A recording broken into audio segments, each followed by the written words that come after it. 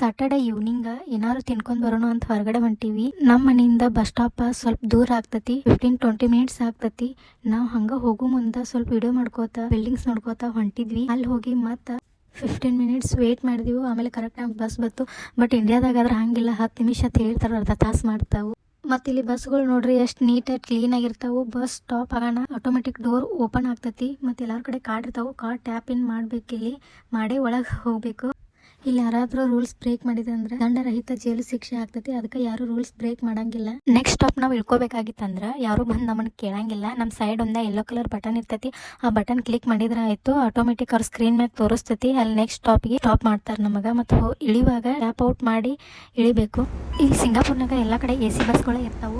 ಮೊನ್ನೆ ನಾವು ಇಂಡಿಯಾಕ್ಕೆ ಹೋಗಿದ್ವಿ. ಬಸ್ ನೋಡಿದ್ರೆ ಸಿಕ್ಕಾಪಟ್ಟೆ ರಶ್ ಆಗಿಬಿಟ್ಟಿತ್ತು. ಕಾಲು ಇಡಕ್ಕೆ ಕುಂಡ್ರಾಕ ಪ್ಲೇಸೇ ಇಲ್ಲಾಗಿತ್ತು. ಇನ್ನೇನು ಬಸ್ದಾಗ ಹತ್ತು ಬಾರ್ದಂಗೆ ಆಗಿಬಿಟ್ಟು ನಮ್ಮ ಪರಿಸ್ಥಿತಿ. ಸೊ ನಾವು ಎಲ್ಲಿ ಹೋದ್ವಿ, ಏನು ತಿಂದ್ವಿ ಅಂತ